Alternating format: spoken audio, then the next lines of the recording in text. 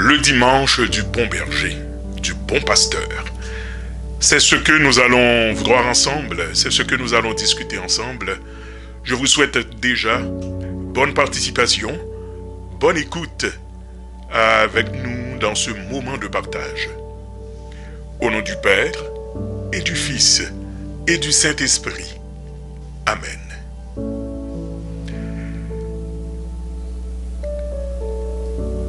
Viens, Esprit Saint, viens en nos cœurs et envoie du haut du ciel un rayon de ta lumière.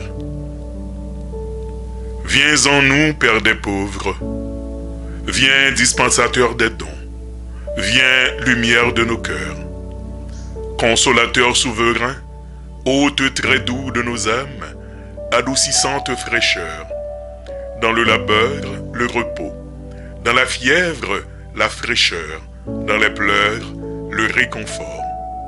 Ô lumière bienheureuse, viens remplir jusqu'à l'intime le cœur de tous tes fidèles. Sans ta puissance divine, il n'est rien en aucun homme, rien qui ne soit perverti. Lave ce qui est souillé, baigne ce qui est aride, guéris ce qui est blessé. Assouplis ce qui est raide, réchauffe ce qui est froid, rends droit ce qui est faussé.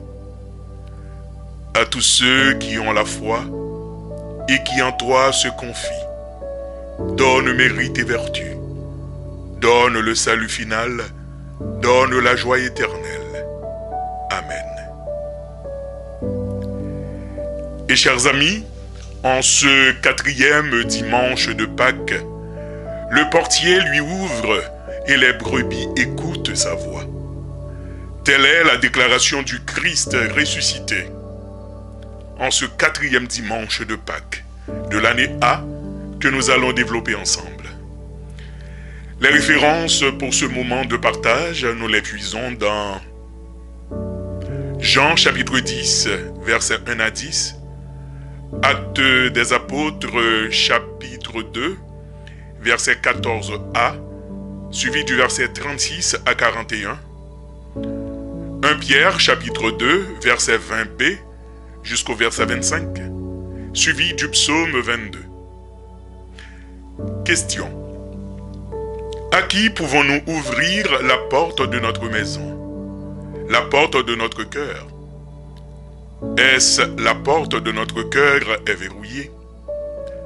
Aimons-nous toujours passer par la grande porte, la porte principale, ou préférons-nous passer par des petites portes, les portes d'à côté?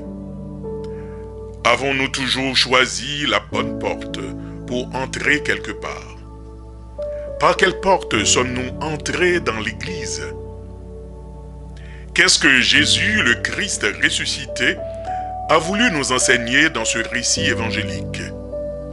En quoi nous sentons-nous interpellés par cette déclaration de Jésus? Et les mots-clés qui vont nous permettre de définir les différentes parties: ouvrir, écouter, faire vivre. Développons ouvrir. Mes chers amis, dans le village où j'habitais quand j'étais encore jeune adolescent, il y avait un notable qui réunissait dans sa cour des jeunes du quartier qui le voulaient pour nous raconter des histoires et nous éduquer, car autrefois, dans notre culture, ça prenait un village pour former un enfant. Ce notable nous disait qu'il y a 2 portes à ne pas ouvrir à n'importe qui.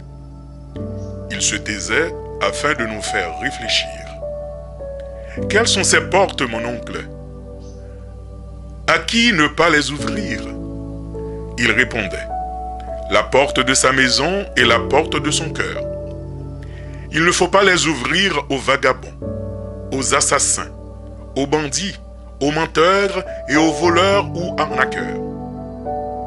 La seule porte à ouvrir à ces personnes n'est autre que celle d'une maison d'accueil spécialisée, car il ne voulait pas répéter le mot prison, afin que les rééduquer, de reformater leur esprit, leur cœur, en leur apprenant un métier, une profession.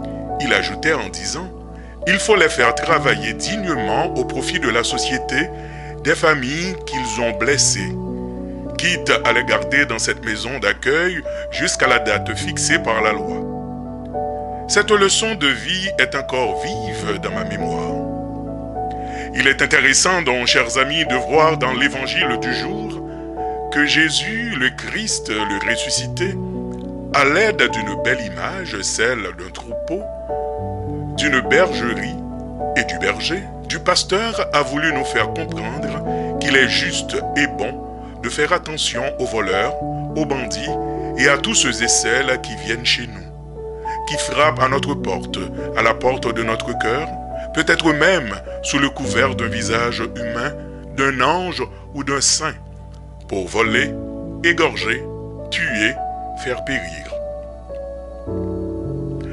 En ce dimanche du bon pasteur, bon berger, Jésus nous rappelle qu'il ne faut pas être naïve, se faire avoir, car il y en a qui entrent chez nous, dans notre vie, et entrent dans l'Église, arrivent au pouvoir sans passer par la bonne porte. Une fois qu'ils s'y installent, c'est le désordre, le chaos qui règne. Notre vie, la vie en société est empoisonnée. Comment distinguer le vrai du faux? Quelles sont les qualités d'un vrai pasteur, d'un bon berger? Écoutez, Dieu donne à chaque être humain la capacité de capter le son de la voix d'une personne que l'on connaît, avec qui on a une proximité, on est en relation. Ceux et celles qui ont des oreilles fines peuvent détecter la voix d'une personne proche, même au milieu d'un bruit, même à distance. Dans le passé, le peuple de Dieu avait du mal à détecter la voix de leur pasteur, de leur berger, car ces derniers vivaient loin du peuple. Ils ne le connaissaient pas, ne défendaient pas sa cause, son intérêt. Ils avaient accédé à la bergerie sans passer par la parole, la bonne porte, mais en escaladant la clôture par des moyens détournés. Les prophètes avaient toujours dénoncé ces faux pasteurs, ces faux bergers, qui ont pris soin d'eux-mêmes sans laisser paître vraiment le troupeau qui leur a été confié. Les brebis ne les avaient pas écoutés, car elles n'avaient pas confiance en eux. À son Fils en Jésus, Dieu a confié la mission de prendre soin de ses brebis. Jésus connaît ses brebis, et ses brebis écoutent sa voix, le suivent. Il a tout à fait. Il fait tout pour les protéger contre tous ceux et celles qui tentaient de les arracher de sa main, afin de les rassembler et de les conserver dans l'unité, la liberté et la vérité, tout en ouvrant les portes du pâturage à l'arrivée de nouvelles brebis. Qu'est-ce que Jésus a voulu en nous proposant l'image de la brebis et du bon pasteur? Faire vivre. Jésus est celui qui donne la vie en abondance, qui appelle à la liberté et non celui qui vole, égorge, fait périr. Il est la porte-parole. La porte, a-t-il déclaré. Jésus est celui qui nous mène vers les eaux tranquilles et qui nous fait revivre, nous conduit par le juste chemin pour l'honneur de son nom. Comme le dirait le psalmiste dans la liturgie du jour. Aussi, est-il le bon pasteur, le vrai berger? Peut-on devenir un bon pasteur, un vrai berger à la suite de Jésus? Jésus, par ses paroles et ses actions, ses attitudes de vie, par sa mort et sa résurrection, est pour tout être humain un modèle de pasteur, de berger. Et il a voulu que nous suivions ses traces pour reprendre les paroles de l'apôtre Pierre dans sa première lettre pastorale dans la deuxième lecture du jour. Suivre les traces de Jésus, telle est la grande exhortation qui nous est lancé aujourd'hui. En effet, il est juste et bon de suivre les traces de Jésus, car il est celui qui donne la vie. Et il la donne en abondance. Il donne la vie en faisant miséricorde, en pardonnant, en guérissant, et surtout en faisant le don de l'Esprit Saint. En étant artisan de paix, Jésus est celui qui fait vivre. Comment accéder à cette vie nouvelle dans le Christ? À cette question, l'apôtre Pierre, comme cela est relaté dans le livre des Actes des Apôtres, répond, et je cite, « Convertissez-vous, détournez-vous de cette génération tortueuse, et vous serez sauvés. » Oui, détournons-nous des bandits, des voleurs, des faux bergers, des faux pasteurs de cette génération tortueuse qui dispersent les brebis du Seigneur, empoisonnent la vie en société afin qu'un monde meilleur émerge et grandisse.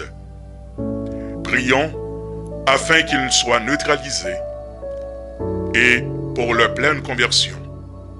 Que le Christ ressuscité nous apprenne à reconnaître quand et à qui ouvrir et écouter et fait vivre. Maintenant, chers amis, prions. Seigneur Jésus, tu fais la distinction entre vrai et faux berger, faux pasteur. Toi, tu es le vrai berger, car tu es proche de tes brebis. Et tu en prends soin, et tu leur donnes la vie en abondance. Fais que je suive toujours ton exemple. Toi qui vis et règnes avec le Père et le Saint-Esprit, maintenant et pour les siècles des siècles. Amen. Chers amis, c'est avec plaisir que je vous ai partagé ce moment et les références bibliques que nous avions eues.